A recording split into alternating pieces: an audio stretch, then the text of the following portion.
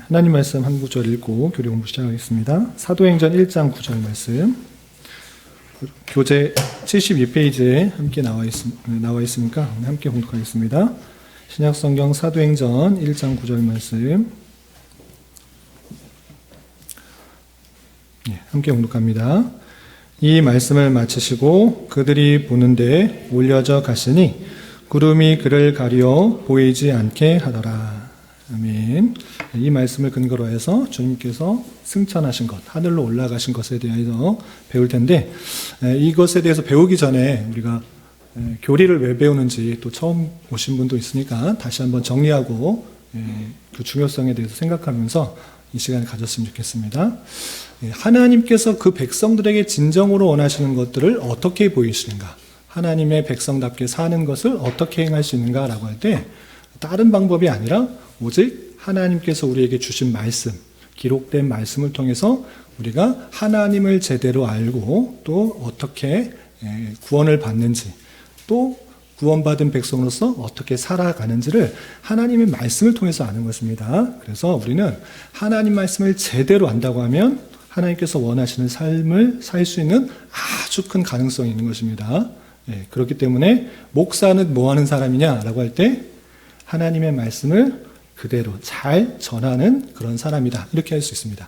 그래서 저의 목적은 여러분들에게 하나님의 말씀을 제대로 알려주고 여러분들도 제대로 읽고 이해할 수 있도록 하는 방편을 알려주는 것이 저의 목적이고 저의 노력인 것입니다. 그래서 하나님의 말씀을 그냥 그런 거 많이 하잖아요. 그런 점집이나 무슨 뭐 타로점이나 뭐 여러 가지에 있어서 앞으로의 운세, 신의 뜻을 어떻게 하느냐 할 때 뽑잖아요. 뭘 뽑잖아요. 카드를 뽑든지 점괘를 뽑든지 뭘 하든지 뽑는 방식으로 신의 뜻을 알려고 하는 그런 방식이 있는데, 우리 그런 것이 아니다. 하나님의 말씀을 막 열심히 기도하고 딱 펴가지고 읽은 말씀, 이것이 나의 말씀이다. 이런 방식으로 하나님의 말씀을 읽는 것 아닙니다. 상당히 주의해야 됩니다. 그래서 내가 원하는 말씀만 뽑아서 적용하면 하나님께서 주신 말씀임에도 불구하고, 성경임에도 불구하고 잘못된 길로 갈 수 있는 것입니다. 다양한 이단들이 나올 뿐만 아니라 다른 종교까지 나오는 것입니다. 그래서 하나님께서 그 백성들에게 말씀을 주셨는데 하고자 하는 모든 말씀을 다 성경을 통해 기록해 주셨기 때문에 목사는 성경을 어떻게 읽는지를 알려주는 그런 사람인 것입니다. 그래서 제가 설교하는 그런 방식은 여러분들 느끼셨다시피 그냥 내가 원하는 부분을 꺼내서 하고자 하는 내 뜻을 뒷받침하는 도구로 쓰는 것이 아니라 성경 전체에서 지금 무슨 말을 하고 있는지 그 흐름과 문맥 속에서 주제를 찾는 것입니다. 그래서 그 주제를 잘 아는 것, 깨닫는 것, 그것이 성경을 읽는 방식이고, 그런 방식으로 성경을 읽는 방법을 배워서 궁극적으로 여러분이 그렇게 말씀을 읽어 나가야 되는 것입니다. 다시 한번, 그냥 목사에게만 귀를 맡기지 말고, 생각을 맡기지 말고, 목사도 여전히 불완전한 존재이고 오류가 있고 실수가 많고 죄악이 있는 사람입니다. 목사에게 기대하지 말고 목사가 어떻게 성경을 읽는지를 잘 배워서 그와 같은 방식으로 성경을 내 스스로 읽어나가는 힘을 길러야 되는 것입니다. 그래서 목사가 바뀌거나 또 다른 이야기를 들으면 혼란스러운 것이 아니라 이런 방식으로 성경을 읽고 적용하면 되는구나를 깨달아 각자의 삶 속에서 잘 읽고 묵상하고 실천하는 것, 그것이 제가 여러분들에게 기대하는 것입니다. 그런 방식에 있어서 목사는 성경을 어떤 방식으로 읽어가는가? 그런 두 가지 방식이 있는데, 문맥을 통해서 그 뜻을 밝히는 것과 또 전체 성경을 잘 요약해 놓은, 잘 정리해 놓은 교리를 통해서 그 문맥이 틀리지 않게, 오류가 나지 않게 읽어가는 방식을 알려드리는 것입니다.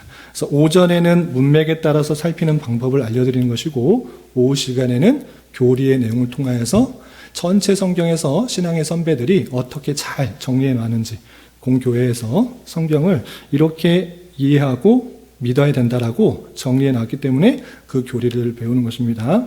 그래서 우리는 앞서서 장로교의 표준 문서인 웨스트민스터 신앙고백서의 내용을 통해 성경을 전체를 어떻게 읽어야 나가야 되는지를 배웠고, 더 뒤이어서 하이델베르그 교리문답, 신앙의 바른 내용들을 잘 정리하고 성경이 주는 유익에 대해서 잘 정리한 내용은 하이델베르그 교리문답을 통해서 우리가 성경들을 잘 정리하고 또 교훈받고 있는 것입니다.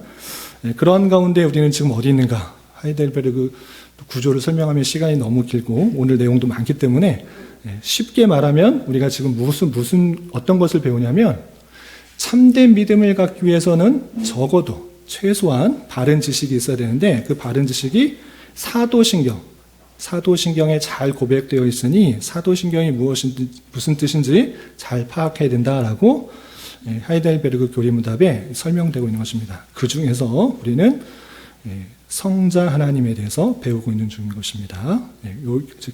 전체 교리를 배우는 목적과 하이델베르그 교리문답에서 우리가 지금 배우는 부분을 생각하면서 오늘 승천에서 하늘에 올려가신 것에 대해서 살펴보도록 하겠습니다. 대충 구조가 잡혔으리라 생각하면서 그냥 쭉 읽어보면 내용이 많아서 오늘은 쭉 읽어가면서 설명하겠습니다. 지난주 배웠던 것 잠깐 살펴보겠습니다. 지난주에 배웠던 것은 사도신경 중에 다시 살아나시며 사흘 만에 죽은 자 가운데서 다시 살아나셨으며 라고 했을 때 이 다시 살아나셨다라는 부활, 그 부활의 의미가 무엇인지, 또 우리가 어떤 유익이 있는지 그것에 대해서 45문에 대해서 살펴봤습니다. 오늘은 그 뒤에 사도신경에 어떤 내용이 있습니까? 하늘에 오르시어 라는 표현이죠. 하늘에 오르시어 전능하신 아버지 하나님 우편에 앉아 계시다가 이렇게 쭉 이어지는데, 오늘은 하늘에 오르시어, 이 승천에 관한 그런 의미를 4가지 질문을 통해서 아주 자세하게 살펴볼 것입니다. 제 46문, 제가 문을 읽을 테니까 여러분들이 답을 읽어주시기 바랍니다. 제 46문, 하늘에 오르사라는 말을 어떻게 이해하십니까? 답, 이 말은 그리스도께서 그의 제자들이 지켜보는 가운데 땅에서부터 하늘로 들리셨는데 그 자체가 우리에게 좋은 것이며 그 산자와 죽은 자를 심판하기 위하여 다시 오기까지 거기 거하시는 것을 가리킵니다. 사도신경의 내용 중에 쭉 읽어보시면 부활하신 내용 뒤에 하늘에 오르셔, 부활하시고 계속적으로 이 땅에 계신 것이 아니라 하늘로 오르신 것입니다. 그런데 하늘로 오르셔 이렇게 있는데 무슨 뜻이냐, 무엇을 의미하는 것이냐라고 물어보는 것, 친절히 물어주는 것은 알려주기 위해서, 답변해 주기 위해서 이렇게 묻는 것입니다. 그래서 하늘에 오르사라는 그 말을 어떻게 이해해야 됩니까? 라고 할 때 첫 번째, 이 말은 말 그대로 그리스도께서 그의 제자들이 지켜보는 가운데 땅에서부터 하늘로 들리셨다는 말입니다. 이거 말을 성경에 있는 그대로 설명해 주고 있는 것입니다. 하늘에 오르사라는 말이 무슨 뜻이냐면, 제자들이 지켜보는 가운데서 그리스도께서 땅에서부터 하늘로 올리셨다라는 말입니다. 그래서 조금 더 구체적으로 설명하고 있는 것입니다. 이 내용들은 다 아시죠? 우리가 처음 시작할 때 읽었던 것처럼 사도행전 1장 9절에 보시면 이 말씀을 마치시고 그들이 보는데 올려져 가시니 이렇게 되어 있습니다. 제자들이 보는데 하늘로 올려져 가셨다. 이것을 하늘에 오르사 또는 승천이라고 표현하고 있는 것입니다. 여기 표현뿐만 아니라 마가복음 16장 19절에도 이런 표현이 있습니다. 마가복음 16장 19절, 주 예수께서 말씀을 마치신 후에 하늘로 올려지사 하나님 우편에 앉으시니라. 또 누가복음 20장 51절에서도 축복하실 때 그들을 떠나 하늘로 올려주시니, 이렇게 성경에 보면 주님께서 부활하시고 계속 이 땅을 사신 것이 아니라 제자들이 보는 가운데서 하늘로 올리셨다, 이런 표현이 있는 것입니다. 그래서 첫 번째 문장, 답의 첫 번째 문장에서는 그 뜻을 조금 더 구체적으로 설명하고 있고, 그런 그 하늘로 올리신 것이 어떤 의미가 있는지 계속해서 설명하고 있는 것입니다. 그래서 이 두 번째 가로 2번을 보시면 땅에서부터 하늘로 올리셨는데 그 자체가 우리에게 좋은 것이며 이렇게 되어 있는데, 좀 직역적인 표현인데 조금 이해를 돕기 위해서 말을 바꿔 하면 그 자체가 우리에게 유익을 위한 것이다. 부활하셔서 이 땅에서 계속 제자들과 천년만년 계속 사는 것이 좋은 게 아니라 그 승천하신 것, 그것이 우리의 좋은 것, 우리의 유익을 위한 것이다. 우리의 유익을 위해서 주님께서 승천하신 것이다. 이렇게 표현하고 있는 것입니다. 어떤 유익들이 있는가? 성경에 많이 있는데 교재에 있는 것만 살펴보겠습니다. 각주 2번에 보시면 히브리서 4장 14절 찾으셨죠? 같이 한번 읽어보겠습니다. 시작. 그러므로 우리에게 큰 대제사장이 계시니 승천하시는 이 곧 하나님의 아들 예수시라. 우리가 믿는 도리를 굳게 잡을지어다. 우리에게 큰 대제사장이 하늘에 있다. 이제 그것이 하늘에 계시기 때문에 우리에게 유익이다. 이렇게 표현하고 있고, 또 에베소서 4장 10절에는 이런 표현이 있습니다.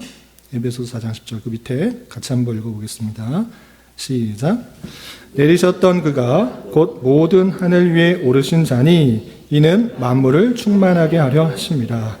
주님께서 올라가셨는데 왜 올라가셨는가 라고 할 때 에베소서 표현에 근거하면 만물을 충만하게 하려 하십니다. 만물을 충만하게 한다. 어떤 것이 가득했다. 그냥 가득 찼다라는 그런 의미로 그치는 것이 아니라 하나님의 통치, 하나님의 능력이 가득하게 하기 위해서 승천하셨다. 이런 표현이 있는 것입니다. 그렇기 때문에 주님께서 부활하시고 우리가 계속적인 만남을 가지면 좋을 것 같아 보이지만 그것은 인간적인 생각이고 부활 승천하신 것, 하늘로 올라가신 것 그 자체가 우리에게 큰 유익이다라는 것을 말씀을 통해 살펴볼 수 있어야 되는 것입니다. 그리고 세 번째는 어떤 또 유익과 의미가 있는가라고 할 때 하늘로 오르셔서 산자와 죽은 자를 심판하기 위하여 다시 오기까지 거기에 거하신다라고 표현하고 있는 것입니다. 그래서 주님께서 올라가시고 끝 이것이 아니라 승천하셨는데 언제 내려오시는가? 산자와 죽은 자를 심판하시는 재림하실 때 내려오시는데 그때까지 거기 계신다라는 의미다. 승천하신다는 것은 그런 의미다라는 것입니다. 성경의 내용들 잘 살펴보면 주님께서 승천하시고 전혀 안 내려오시는가? 그렇지 않고 올라가신 그것을 본 그대로 주님께서 오실 것이다. 이렇게 표현됐기 때문에 그 사이 기간 동안에 주님께서 하늘에 계시다. 이렇게 이해하면 된다라고 설명해 주는 것입니다.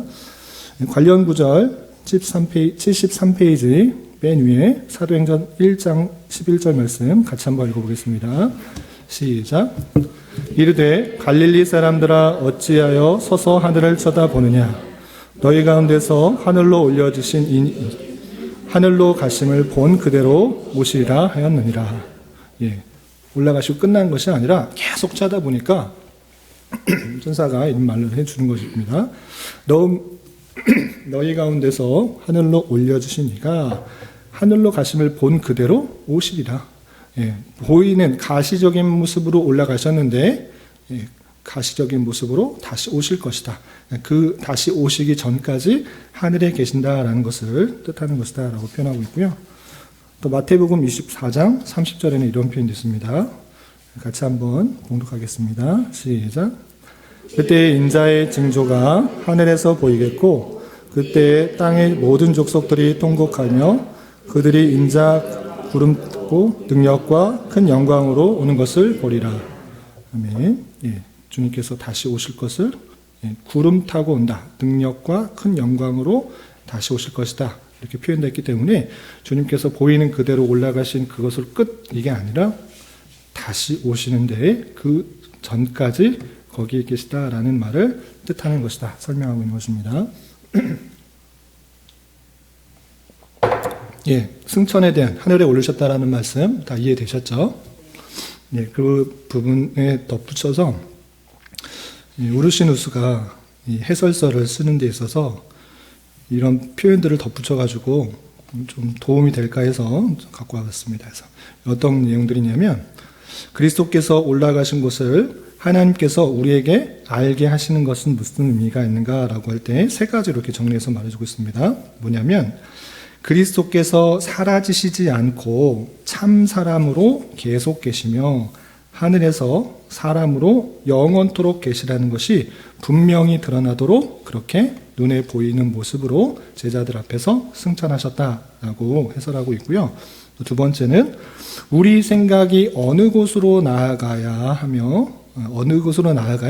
그에게로 가까이 하며 온갖 우상 숭배를 피하게 될지를 알게 해주기 위해서 주님께서 보이는 모습으로 승천하셨다. 이렇게 표현하고 있고, 마지막 세 번째, 우리의 본향, 그리스도께서 우리를 데려가사 그와 더불어 그 본향을 알게 하시기 위하여서 주님께서 눈에 보이는 방식으로 올라가셨다. 이렇게 우르시누스가 이 부분을 해산하면서 덧붙여서 표현한 것들을 볼 수 있습니다.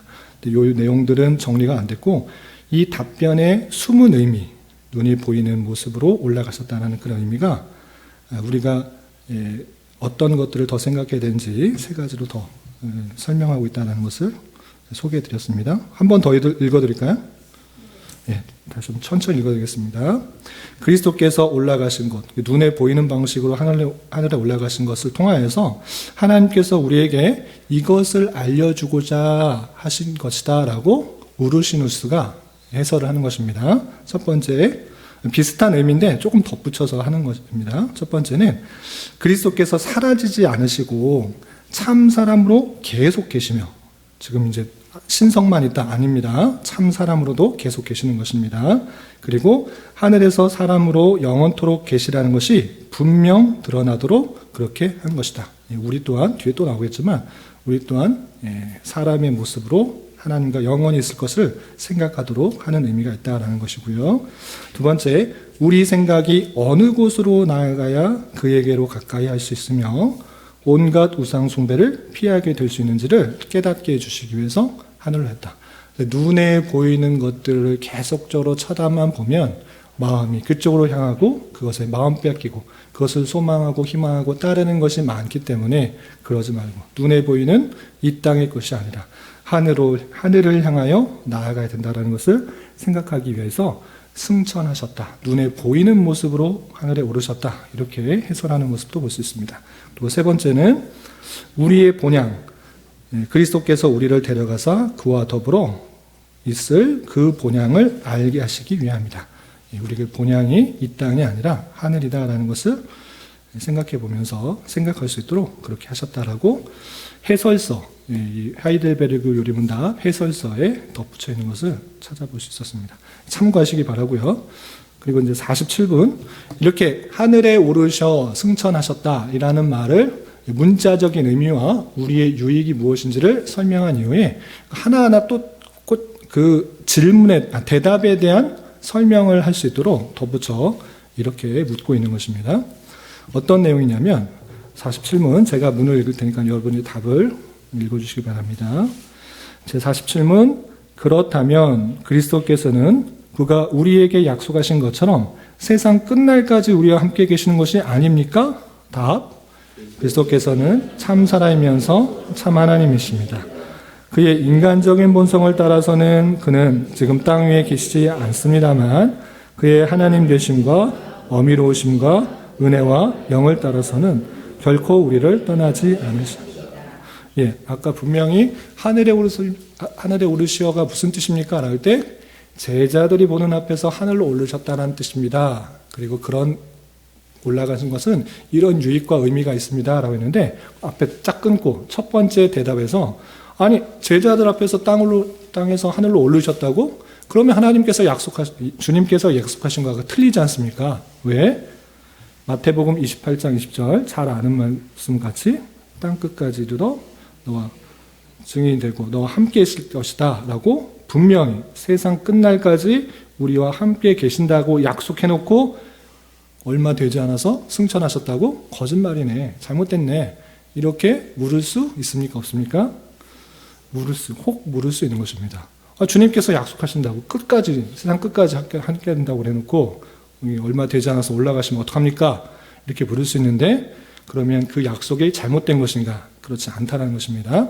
왜냐하면 우리가 배웠다시피 그리스도께서는 참 사람이면서 동시에 참 무엇입니까? 하나님, 참 사람과 참 하나님이신 분이 그리스도인 것입니다. 그렇기 때문에 그의 인간적인 본성, 쉽게 말해서 인성을 따라서는 지금 땅 위에 계시지 않습니다만 눈에 보이는 모습, 인간적인 본성, 눈에 보이는 가시적인 육체가 갖고 있는 그 모습은 하늘로 오르셨지만 우리와 함께 있지 않지만 그렇지만 그런 인성만 있는 게 아니고 당연히 신성이 있는 것입니다. 참 하나님이시기 때문에 신성이 있는 것이기 때문에 하나님 되신 다른 표현으로 신성이라고 했는데 그의 신성과 위엄과 은혜와 영을 따라서는 결코 우리를 떠나지 않으신다라는 것입니다. 그래서 인성은 육체는 하늘로 오르셨지만 우리를 떠난 것이 아니라 우리와 함께 있는 것이다. 왜? 주님은 신성을 갖고 계시기 때문에 참 하나님이시기 때문에 그런 표현이 그러니까 주님께서 말씀하신 것과 부딪히지 않는다. 잘못된 것이 아니다라고 친절하게 설명해 주고 있는 것입니다. 관련 구절 몇 개만 같이 보겠습니다. 마태복음 26장 11절 인성을 가진 모습, 인간적인 본성을 가지고 계실 때의 표현인 것입니다. 같이 한번 읽어보겠습니다. 시작.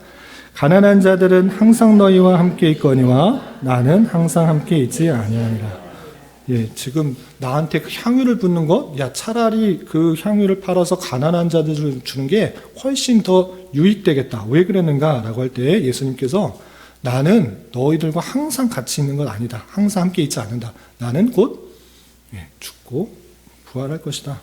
그렇기 때문에 이거 하는 건 잘한 일이다라고 설명하고 있습니다. 나와 항상 함께 있는다고 그래놓고 지금 항상 함께 있지 않는다. 이거 무슨 앞뒤가 안 맞는 말이냐? 라고 할 때 인간적인 본성, 육체로서는 제한적으로 있다라는 그런 표현인 것입니다. 그리고 요한복음 16장 28절도 내가 아버지에게서 나와 세상에 왔고 다시 세상을 떠나 아버지께로 가노라 하시니 이런 표현도 인성의 모습들을 표현하는 구절이다. 이해하시면 되겠습니다.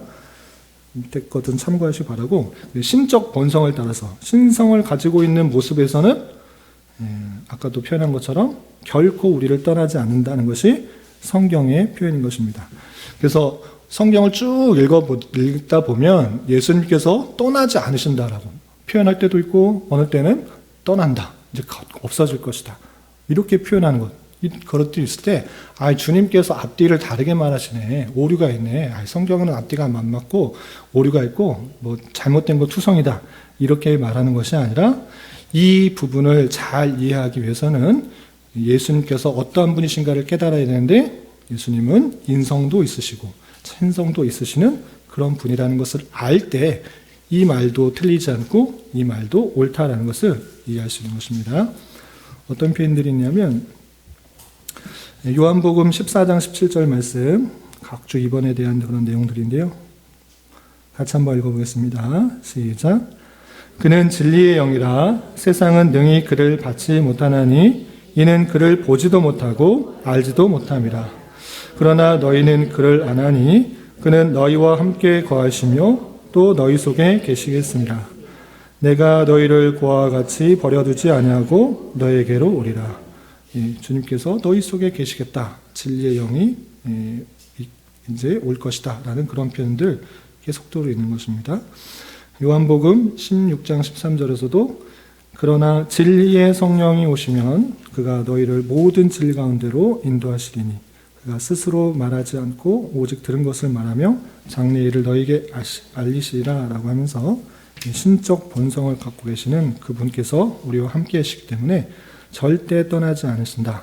그래서 마태복음 28장 20절에 제자들에게 하신 말씀이 잘못된 것이 아니라 그 말도 맞다. 이 말도 틀리지 않는 것이다. 이렇게 이해하는 방식으로 하는 것입니다. 74페이지 74페이지 요점을 읽겠습니다. 이처럼 그리스도께서는 참 사람이면서 참 하나님이시므로 그의 인간적 본성을 따라서 그는 지금 땅 위에 계시지 않습니다만 그의 하나님 되심과 어미로우심과 은혜와 영을 따라서는 결코 우리를 떠나지 않으십니다. 인성은 함께하지 않으시지만 신성은 여전히 우리와 함께 계시다. 이렇게 이해하시면 되겠습니다. 이것과 관련되어서 또 우르시누스가 해설서에 또 구체적으로 더 덧붙여서 그리스도께서 우리와 함께하는 방식에 대해서 5가지로 또 설명하고 있습니다. 외우시지 않으셔도 됩니다. 외우셔도 안 되고 참고만 하시면 됩니다. 그리스도께서 우리와 함께하는 방식이 어떤 방식인가 5가지로 설명하고 있는데, 첫 번째는 그의 영과 신격으로, 주님께서 분명히 하늘을 올라가셨기 때문에 인성으로는 같이 있는 것이 아닙니다. 그러나 그의 영, 성령과 그의 신격, 그의 신성과 함께한다, 이렇게 오르시누스가 설명하고 있고요. 두 번째는 우리의 믿음과 우리가 그를 바라보는 신뢰로 우리가 함께한다, 이렇게 표현하고 있습니다. 우리가 믿음을 갖고 있다, 우리가 그를 신뢰한다, 이렇게 할 때 주님께서 우리와 함께한다, 이렇게 표현할 수 있다라고 할 수 있고요. 또 비슷한 표현이긴 한데, 세 번째는 상호 간의 사랑으로, 주님을 사랑하는 마음, 주님을 닮으려고 하는 그런 마음들이, 사랑의 마음이 있을 때 주님께서 우리와 함께한다, 이렇게 표현하고 있고요. 또 네 번째는 그의 인성과 연합함으로 이런 표현도 있고, 또 5번째는 완성에 대한 소망 가운데서 그리스도와 함께한다. 주님께서 나중에 다시 재림하시고 주님과 함께 영원히 할 것이다라는 그런 완성에 대한 소망이 있을 때 주님께서 우리와 함께한다, 이렇게 표현하는 것입니다. 그래서 주님께서 우리에게 말씀하셨던 그런 모든 것들을 신뢰하고 또 서로 사랑하는 마음으로 또 연합하는 마음으로 했을 때 주님께서 우리와 함께 하신다는 사실들이 더욱더 구체적으로 드러나니까 이런 생각들을 잘 가지시고 주님과 함께 동행하는 사람들이 되었으면 좋겠습니다. 그리고 48문. 그러면 인성은 하늘에 있고 신성은 우리와 함께 있다 그러면 어떤 오류가 있는지 혹 궁금해하시는, 또 오류가 있다고 생각하는 사람들을 위해서 이런 질문을 덧붙이는 것을 볼 수 있습니다. 제가 48문 문을 읽을 테니까 여러분들이 답변을 읽어주시기 바랍니다. 제48문. 인성은 편재하지 못하고 신성은 편재한다면 그리스도 안에 두 본성이 서로 나누어지는 것이 아닙니까? 답. 결코 그렇지 않습니다. 왜냐하면 신성은 파악할 수도 없으며 도처에 현존하심으로 신성이 받아들인 인성 밖에, 그리고 그럼에도 불구하고 인성 안에, 그리고 인격적으로는 인성과 하나가 되어 있기 때문입니다. 그런 생각을 할 수 있습니다. 인성은 하늘에 올라가셨고 신성은 우리와 함께 하시다. 그럼 분리됐네. 분리된 거 아니냐? 이렇게 물을 수 있는데 그렇지 않다. 왜냐하면 신성은 어디에나 있다. 신성은 편재, 안이 계신 곳이 없기 때문에 우리와도 계시며 또 하늘에 계신 인성과도 같이 있는 것입니다. 이렇게 있기 때문에 그렇게 나뉘어진다라고 표현하지 않는 것입니다. 그리고 신성이 받아들인 인성 밖에, 그리고 그럼에도 불구하고 인성 안에, 인격적으로는 인성과 하나가 되어 있는 것이 주님이시다라는 것입니다. 그러니까 주님이라고 했을 때 분리가 되지 않는, 신성과 인성이 함께 나뉘어지지 않는 그런 모습이 있기 때문에 나뉘어졌다, 이렇게 표현하는 것이 아닙니다. 그리스도는 신성과 인성이 함께 있는 참 하나님과 참 사람이 이것을 생각할 때 나뉘어진다라고 표현할 수 없는 것입니다. 관련 구절도 몇 개 보겠습니다. 사도행전 7장 49절, 도처에 현존하는 신성이라는 표현이 있는데, 사도행전 7장 49절 같이 한번 읽어보겠습니다. 시작. 주께서 이르시되 하늘은 나의 보좌요 땅은 나의 발등상이니 너희가 나를 위하여 무슨 집을 짓겠으며 나의 안식할 처소가 어디냐. 오늘 오전에 읽었던 성전 건축과 관련된 그런 부분인데 이것을 사도행전에 있어서 또 다시 한번 설명하는 부분입니다. 다윗은 하나님의 성전을 짓고 싶습니다. 하나님께서 이곳에 계시면 좋겠다. 주님께서 잘 거하실 만한 그런 곳을 잘 지으면 좋겠다라고 하는 것은 인간적인 마음인 것입니다. 인성을 갖고 있는 사람이 좋은 집에서, 멋진 집에서, 금으로 도배된 집에서 있으면 좋겠다, 이런 마음이 드는 것이지, 하나님은 여기에만 국한되어서 계시는 분이 아니다. 하늘이 나의 보좌고 땅이 나의 발등상. 그러니까 하늘과 땅 그것을 완전히 이으실 수 있는 가득하신 분이 주님이시다. 그런데 어떻게 너희가 요 조그마한 집을 하나 딱 마련해놓고 오르난 타작마당에 그냥 성전 하나 지켜놓고 주님께서 거기에만 계시다고 생각하느냐? 그렇지 않다. 하늘과 땅 아니 계시는 곳이 없다. 너희들이 어떻게 나의 집을 지을 수 있는가? 라고 말하면서 주님께서는 편재하시다라는 것을 표현하고 있는 것입니다. 예레미야에서도 비슷한 표현이 있습니다. 예레미야 23장 24절 말씀 같이 한번 읽어보겠습니다. 시작. 여호와의 말씀이니라. 사람이 내게 보이지 아니하려고 누가 자신을 은밀한 곳에 숨길 수 있겠느냐? 여호와가 말하노라. 나는 천지에 충만하지 아니하냐. 천지에 충만하지 아니하냐. 충만하다는 말입니까? 충만하지 않다는 말씀입니까? 충만하다. 천지에 가득하다. 아니 계신 곳이 없다. 너희들이 숨어서 안 보이는 곳에 이렇게 뭐 하려고 하지 마라. 하나님께서는 아니 계신 곳이 없다. 모든 것을 다 아시고 모든 곳에 계시는 분이시다. 라고 표현하고 있는 것입니다. 그렇기 때문에 주님께서 부활 승천하셨다.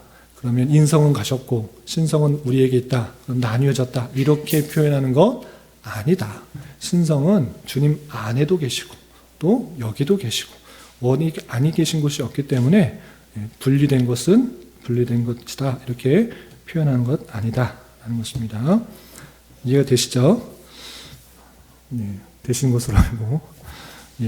그래서 이처럼 신성은 파악할 수도 없으며 도처에 현존하심으로 신성이 받아들인 인성 밖에 그리고 그럼에도 불구하고 인성 안에 그리고 인격적으로는 인성과 하나가 되어 있기 때문에 그리스도 안에 두 본성이 서로 나누어지는 것이 아닙니다. 인성 밖에도 있고 안에도 있고 하나가 되어 있기 때문에 나뉘는다 이렇게 표현하지 않는다. 그래서 주님은 신성과 인성을 함께 갖고 계시는 분이시다. 이렇게 표현하고 있는 것입니다. 마지막 그러면 주님께서 부활하시고 이제 승천하신 건 다 이해됐습니다. 눈에 보이시는 모습으로 올라가셨고 또 신성은 나누지 않고 신성은 여기도 우리와 함께 계시고 또 인성은 거기에 계시고 나뉘어진 것이 아닌 다 알겠는데 그런데 주님 얘기지 주님께서 그렇게 하신 것이지 주님의 승천이 우리와 무슨 관계가 있느냐 그것도 궁금할 수 있을 것 같아서 세 가지로 오르시누스는 정리해서 알려주고 있는 것입니다. 제가 문을 읽을 테니까 여러분들이 답변을 읽어주시기 바랍니다. 제49문 그리스도께서 하늘에 오르심이 우리에게 무슨 유익이 됩니까? 답. 다음 세 가지로 말할 수 있겠는데 첫째로 그가 하늘에서 그의 아버지 앞에서 우리의 변호자로 계신다는 것. 둘째로 우리가 하늘에 우리의 살을 가진다는 것인데 이는 그가 머리로서 그의 지체인 우리들을 그 자신에게로 이끌어 받으실 것이기 때문이며 셋째로 그가 우리에게 그의 영을 그의 상응하는 보증으로 그 성령의 능력으로 우리가 위의 것을 찾는데 거기에는 그리스도께서 하나님 우편에 앉아 계시며 땅에 있는 것은 아무것도 찾지 않습니다. 주님의 승천에 대해서 말한 다음에 그것과 우리와를 연결시키는 것입니다. 어떤 유익이 있는가? 그리스도께서 승천하신 것이 어떤 유익인가? 세 가지로 설명했는데 첫 번째 뭐냐면 승천하셔서 주님께서 하시는 일들을 말한 것입니다. 뭐냐? 하늘에서 그의 아버지 앞에서 우리의 변호자로 계신다. 그냥 하는 이야기가 아니라 그냥 머릿속에서 꾸며내서 생각해서 그냥 올라가서 그럼 변호자로 계시는 것이지 라고 우르시누스가 고안해서 말하는 것이 아니라 성경에 있는 표현인 것입니다. 어떤 표현인가? 요한일서 2장 1절 말씀 찾으셨죠? 같이 한번 읽어보겠습니다. 시작. 나의 자녀들아 내가 이것을 너희에게 쓰면 너희로 죄를 범하지 않게 하려 함이라. 만일 누가 죄를 범하여도 아버지 앞에서 우리에게 대언자가 있으니 곧 의로우신 예수 그리스도시라. 아버지 앞에서 우리의 누가 있다? 대언자. 곧 의로우신 예수 그리스도다. 우리에게 대언자가 누구라고요? 예수 그리스도. 승천하셔서 하늘에 계신 아버지 하나님께 우리가 잘못했을지라도 대언하는 사람이 있다는 것입니다. 여기 중에 법정에 보신 분이 없을 거라고 생각하는데 저도 안 가봐서 어떤 분위기인지 잘 모르겠지만 만약에 재판장에 가서 제가 피고인으로 있다 그러면 뭐뭐 이렇게 했지 않느냐 막 따지러 그러면 괜히 잘못 없어도 막 그 자리에서 어떻게 대답해야 되나 잘못 답변하면 어떻게 될까 하고 막 위축이 될 것 같아요. 그러시겠죠? 그냥 머릿속으로 제가 안 가봐서 잘 모르겠지만 그런 상황 속에 있을 때 만약에 아주 뛰어난 변호사가 있다. 그러면 안심이 되잖아요. 내가 어떻게 말할지도 모르고 법도 잘 모르는데. 그런데 변호사가 있다 그러면 그 변호사가 딱 책임지고 이 사람은 잘못 없습니다. 이렇게 했으니까 이렇게 된 겁니다. 라고 재판장에 알려줄 수 있잖아요. 그런 사람이 우리에게 있다 없다? 있다. 아주 유능한, 아주 뛰어난 그 대언자가 있다. 그분이 예수 그리스도시다. 우리가 어떤 죄를 지어도 주님 보시기에 상당히 악한 죄의 모습일지라도 물론 죄는 크고 작은 것 없이 하나님 앞에서 다 심판을 받아야 될 그런 모습이지만 그럼에도 불구하고 잘못한 것 예수 그리스도를 믿었다. 예수 그리스도를 믿음으로 연합되었기 때문에 그의 죄값을 치른 것이 인정되었다. 주님의 의가 전가되었다. 이렇게 말해줄 수 있는 변호사가 있으면 얼마나 기쁘겠습니까? 기쁘시죠? 기쁘신 것으로 알고 여러분들에게 참된 대언자, 변호사가 있다라는 사실로 말미암아 혹여나 죄악 가운데 힘들어하지 마시고 낙담하지 마시고 주님 앞에 다시 앞에 나와서 용서를 구하고 회개하면 모든 것을 용서해 주신다는 사실로 기억해야 될 것입니다. 그래서 주님께서 오르신 것 하나님 보좌 앞에서 하나님 앞에서 우리가 잘못 없다, 무죄라고 이렇게 말을 해주시는 변호사로 계신다는 사실을 잊지 말아야 될 것입니다. 로마서 8장 34절에도 비슷한 표현이 있습니다. 같이 한번 읽어보겠습니다. 시작. 누가 정죄하리요? 죽으실 뿐 아니라 다시 살아나신 이는 그리스도 예수시니 그는 하나님 우편에 계신 자요 우리를 위하여 간구하시는 자시다. 하나님 우편에 계시다. 하나님께서 영이시기 때문에 우편 저편 위편 아래편 없으신 분이시지만 우편에 계신다는 상징적 의미로서 하나님의 가까이서 아주 힘 있는 그런 일들을 행하시는 통치자로서 계시면서 우리를 위하여 간구하신다. 우리의 연약함도 간구하시고 우리의 잘못한 것도 간구하시고 중보자 되시는 주님께서 우리의 변호사로서 대언자의 역할을 하신다. 그 사실들이 우리에게 큰 위안이 될 수 있는 것입니다. 첫 번째 거 이해되시죠? 두 번째, 승천이 어떤 의미가 유익이 있는가? 두 번째는 우리가 하늘에 우리의 살을, 여기서 살이 뭔가 할 때 몸입니다, 몸. 영어로 플래시. 그래서 우리의 살을 확실한 보증으로 가진다는 걸 보여준 것입니다. 그냥 우리가 나중에 천국 가면 어떻게 했을 것인가? 아무도 보이지 않는 그냥 영으로만 있는 것인가? 그것이 아니라 살, 그 플래시, 몸, 그 자체가 있다는 것을 확실히 보증해 주는 것이다. 주님께서 그렇게 가셨기 때문에 우리도 그렇게 된다는 것을 확실하게 보증하는 것이다. 라는 것입니다. 이해되시죠? 그리고 이것은 그가 머리로서 그의 지체인 우리들을 그 자신에게로 이끌어 받으실 것이기 때문이다. 주님께서 머리시고 우리 전체가 교회입니다. 몸된 교회. 머리는 갔는데 몸은 떨어져서 있다? 있을 수가 없는 것입니다. 그것이 아니고 머리로서 연합되었기 때문에 함께 이끌어 받게 되는 의미가 있다. 머리가 가셨기 때문에 우리도 그와 같이 부활체의 모습으로 하늘에 오를 거라는 것들을 함께 연합될 것을 보증하고 있는 의미가 있다. 이렇게 설명하고 있는 것입니다. 이것도 그냥 우르시누스가 그냥 이렇게 생각하면 좋겠다. 고안해서 딱 쓴 것이 아니라 성경의 다양한 내용들을 종합해서 이렇구나라고 결론을 낸 것입니다. 어떤 구절이 근거 구절이 되는가 보시면 각조 2번 요한복음 14장 2절 말씀 같이 한번 읽어보겠습니다. 시작. 내 아버지 집에 거할 것이 많도다. 그렇지 않으면 너에게 일렀으리라. 내가 너희를 위하여 거처를 예비하러 가노니. 주님께서 거처를 예비하러 간다. 하늘로 오르신다는 그런 의미인데 그냥 하나님께서 그냥 부활해서 그냥 올라간다라는 것을 그냥 말하는 것이 아니라 그 목적에 있어서 너희를 위하여 거처를 거할 만한 처소를 예비하러 간다. 주님께서 그냥 혼자 그냥 편안하게 그냥 천국에서 하늘에서 살려고 하는 건 아니라 너희들도 그렇게 되는 것을 알려주기 위해서 간다. 이렇게 표현하고 있는 것입니다. 이해되시죠?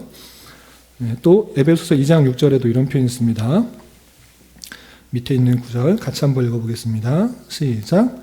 또 함께 일으키사 그리스도 예수 안에서 함께 하늘에 앉으시니.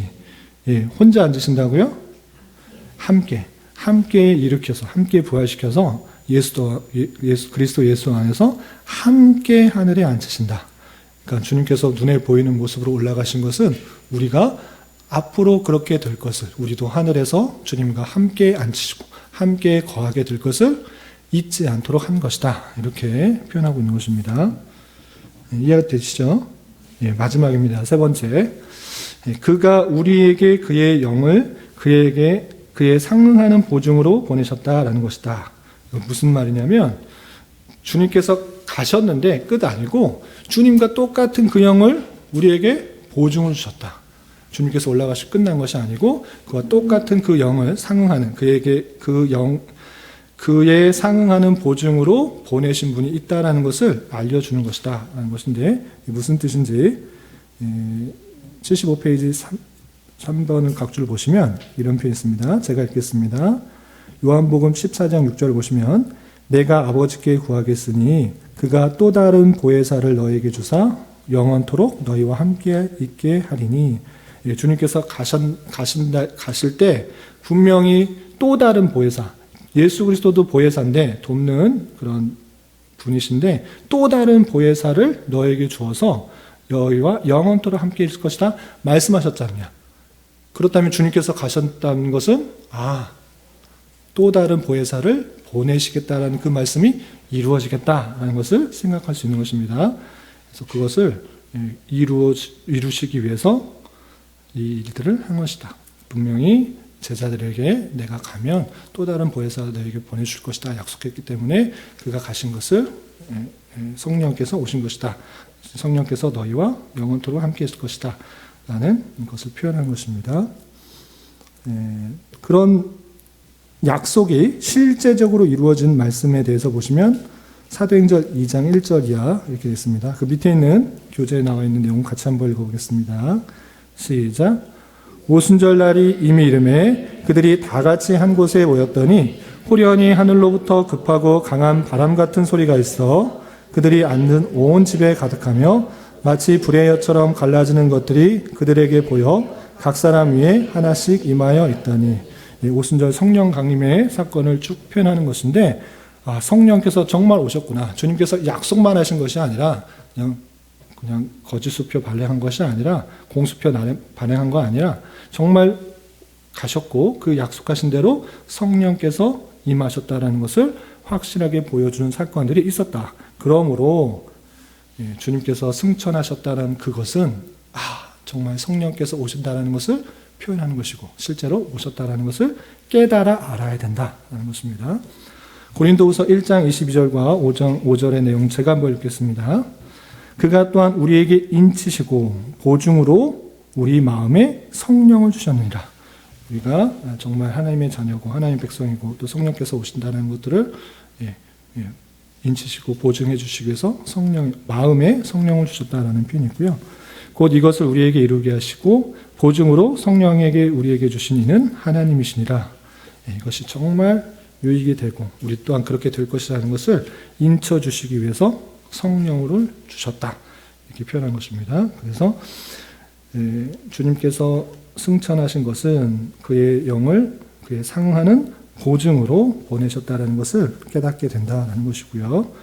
그리고 마지막 그 성령의 능력으로 우리가 위의 것을 찾는데 거기에는 그리스도 하나님 우편에 앉아 계시며 땅에 있는 것은 아무것도 찾지 않는다.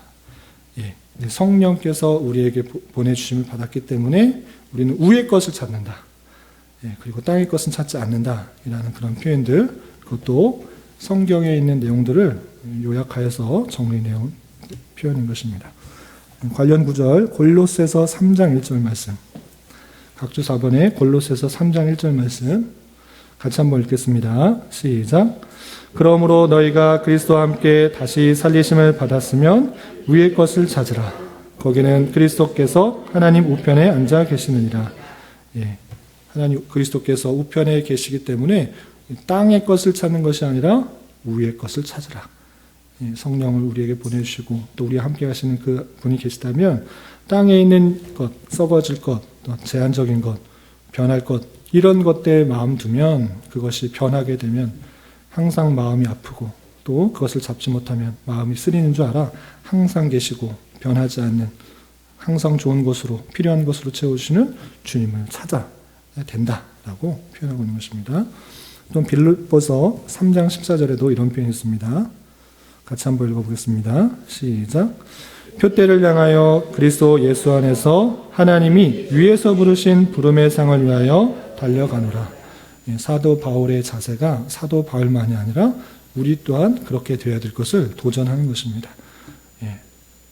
이 땅의 것들은 여러분들도 더 저보다 더 잘 아시라 생각합니다. 물론 이 땅의 것이 다 나쁘다 이런 게 말하는 것이 아니고 그것이 참된 우리에게 위안과 유익이 될 수 있지 않다라는 것을 말하는 것입니다. 언제든지 변하고 바뀌기 때문에 그것을 향하여 나갈 때 실망하고 좌절하고 또 없어지게 되는 것입니다. 그런 것이 아니라 위의 것을 찾을 때 우리는 참된 위안과 안위를 느낄 수가 있고 항상 감사할 수 있다는 것을 표현하고 있는 것입니다. 그렇기 때문에 주님께서 우리에게 보이는 모습으로 승천하셨다라는 것을 생각하면서 우리의 시선이 땅이 아니라 하늘의 것, 위의 것을 찾는 그런 모습으로 나아가게 될 것을 도전하고 있는 것입니다. 그것이 성경에서 이 땅의 백성들에게 원하는 것들입니다. 정리되셨죠? 정리되셨으리라 생각하고 또 우르시누스가 또 이 부분에 대해서 추가적으로 설명한 것들이 있어서 마지막으로 설명하겠습니다. 어떤 거냐면 그리스도의 승천과 우리의 승천에 같은 점과 다른 점이 있다. 그것도 설명하고 있습니다. 궁금하신가요? 안 궁금하시면 넘어가고. 그리스도의 승천도 우리도 승천할 것입니다. 근데 같은 점이 있고 다른 점이 있다. 설명하고 있는데 같은 점은 두 가지로서 첫 번째, 모두 동일한 곳으로 올라간다. 하늘로 올라간다라는 표현이고 두 번째는 모두 영광으로 들어간다. 모두 하나님의 영광에 들어가는 것이고 두 가지밖에 없어요. 차이점은 네 가지입니다. 차이점 네 가지인데 첫 번째는 그리스도는 자신의 능력과 덕으로 승천한 것이고 우리는 그리스도로 말미암아 승천하게 된다. 하늘에 오르게 된다. 이렇게 표현하고 있고요. 두 번째는 그리스도는 승천하셔서 우리의 머리가 되시고 우리는 그의 지체가 되는 것이다. 이렇게 말하고 있습니다. 이해되시죠? 우리 머리가 되시고 우리는 그의 지체가 된다라고 온전한 모습을 표현하고 있고요. 또 세 번째는 그리스도는 아버지 우편에 계시지만 우리는 그 영광에 참여하는 자로서 있는다. 우리는 우편에 있지 않고 우리는 그 영광에 참여하는 자로 있다. 이렇게 표현하고 있고요. 마지막으로 그리스도의 승천은 전체가 아니라 인성만 승천하신 것이지만 우리는 그 전체, 우리는 신성이 없기 때문에 우리는 전체가 승천하는 것이다. 이렇게 차이점을 밝히고 있습니다.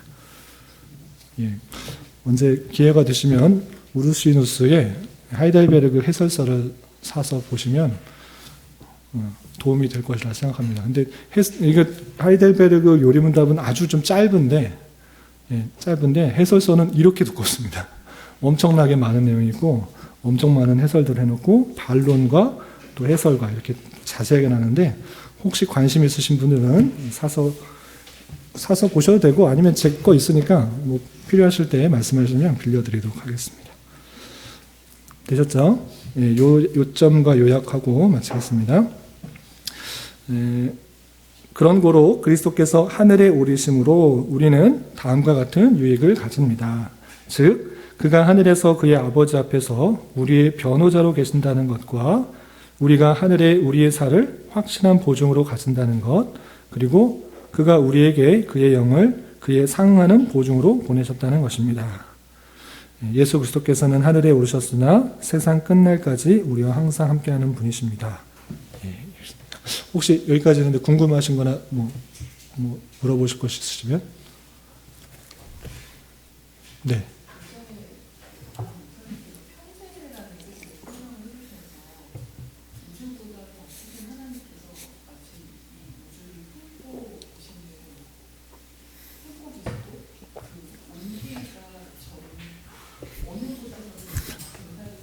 네. 온기? 온기요? 온기.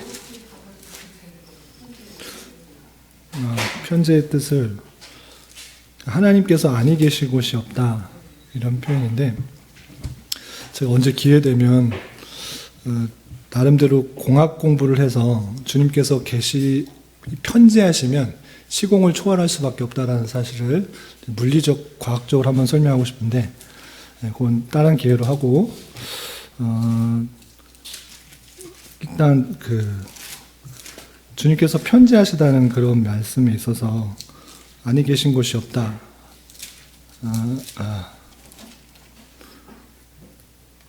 질문이 뭐였죠? 죄송합니다. 온기.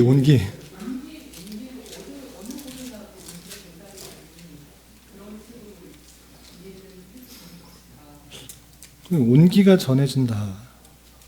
온기가 전.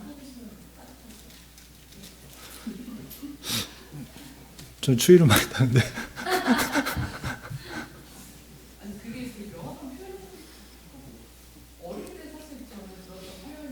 네.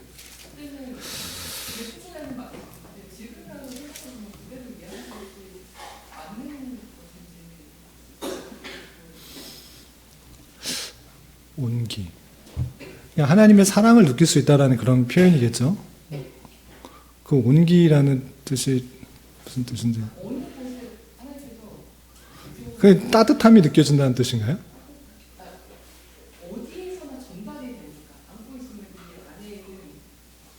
그러니까 의미는 알겠는데, 하나님께서 어느 곳이나 사랑을 베푸시는 것이 어느 곳이나 이제 깨닫게 된다, 그런 의미인가요?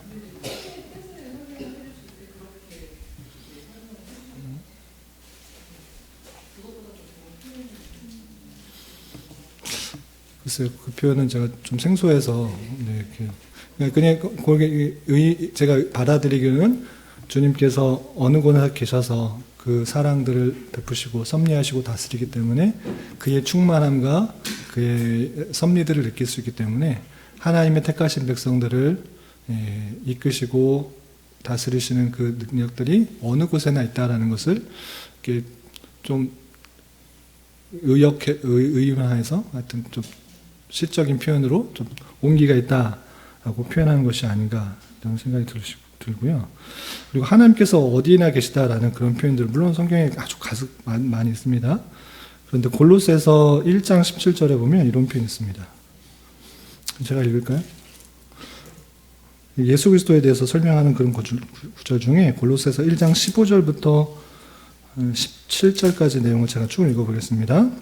그는 보이지 아니하는 하나님의 형상이시요 모든 피조물보다 먼저 나신 이시니 만물이 그에게서 창조되되 하늘과 땅에 보이는 것들과 보이지 않는 것들과 혹은 왕권들이나 주권들이나 통치자들이나 권세들이나 만물이 다 그로 말미암고 그를 위하여 창조되었고 또한 그가 만물보다 먼저 계시고 만물이 그 안에 함께 섰느니라. 여기서 만물이 그와 함께 그 안에 함께 섰느니라 이런 표현이 있습니다. 흔히들 이렇게 묻는 경우가 있어요. 주님께서 어디 계시냐? 보여달라. 보이면 믿겠다. 나타나봐라. 보여라. 그러면 믿겠다라고 하는데, 주님께서 이곳에 계시냐? 인천에 계시냐? 서울에 계시냐? 브라질에 계시냐? 영국에 계시는가? 아프리카에 계시는가? 북한에 계시는가? 이렇게 생각할 수 있는데, 성경의 표현에 있어서 만물이 그 안에 함께 섰다. 주님이 어디 계시는 것이 아니라 주님 안에 만물이 있는 것입니다. 주님의 크심과 주님의 어미하심은 우주보다 훨씬 크신 분이시고 존귀와 영광을 마땅히 받아야 되신 분이십니다. 주님이 어디 계시냐라고 찾지 말고 주님이 아니 계신 곳을 물어봐라. 없는 것입니다. 주님께서는 편지하시다. 아니 계신 곳이 없다. 이 세상에 가득하다. 주님 안에 만물이 있다는 사실들을 기억하며 피조물로서 창조자를 기억하며 사는 것, 그것이 옳은 삶이라는 것을 기억하며 살아야 될 것입니다. 네, 되셨나요? 네. 다음 주는 네, 교리 공부 없습니다. 좋으시죠? 교리 공부 없으시지만 특강이 있습니다. 이종정 교수님 모시고 개혁파 신앙과 예배라는 주제로 할 테니까 여러분들 기대감을 가지시고 꼭 참여해 주시고, 혹 주변에 전도하실 분이나 또 강의 듣기 원하시는 그런 분들이 있으면 이렇게 초청해서 같이 드시면 좋겠습니다. 박기범 성도님도 꼭 이렇게 붙들어서, 제가 잠깐 놓쳤는데 그냥 가셨네요. 네, 같이 많이 분들이 도전받고 은혜 받았으면 좋겠습니다. 네, 기도하고 마치겠습니다. 하나님 아버지 감사합니다. 오늘 주님께서 부활 승천하셨는데 그 승천하신 것의 의미가 무엇인지 생각해 보았습니다. 인성적인 모습으로 눈에 가시적으로 하늘로 오르셔서 우리가 무엇을 보고 살아야 되며 어디에 마음을 두고 살아야 되며 또 어떻게 될 것인지를 생각하게 하시고, 또 하늘에 계시는 주님께 우리의 대언자로서 역할들을 하시기 위해 올라가신 것들을 기억하며 우리가 담대히 우리에게 주어진 삶을 살아가게 하시고, 우리의 대언자 되시고 중보자 되시는 주님만을 의지하며 살아가게 인도하여 주시고, 이 땅에서의 삶이 끝이 아니라 영원한 천국에서의 삶이 분명히 있다는 사실들을 기억하며 우리에게 주어진 삶은 천국에서의 삶을 준비하는 훈련의 과정으로 삼게 하여 주시옵소서. 또 다음 주에는 종교개혁 기념주간을 맞이하여 특강을 드리러 갑니다. 바른 신앙의 내용을 따라 예배를 어떻게 드려야 되는지 도전받고 또 실천할 수 있는 좋은 기회가 될 수 있도록 인도하여 주시고, 한 주간 기도로서 잘 준비하는 우리 모두가 될 수 있도록 인도하여 주시옵소서. 일교차가 큰 날씨로 인하여서 성도들 또 감기로 또 여러 가지 질병으로 아파하고 또 생활이 불편한 성도들이 있습니다. 건강 잘 지켜주시고 회복하게 하여 주셔서 온전한 몸으로 맡겨진 일들을 잘 감당할 수 있도록 인도하여 주시옵소서. 돌아가는 발걸음도 안전하게 지켜보아 주시고 주님과 동행하며 한 주간 승리하며 살아갈 수 있도록 은혜를 더하여 주시옵소서. 예수님의 이름으로 감사히 기도드리옵나이다. 아멘.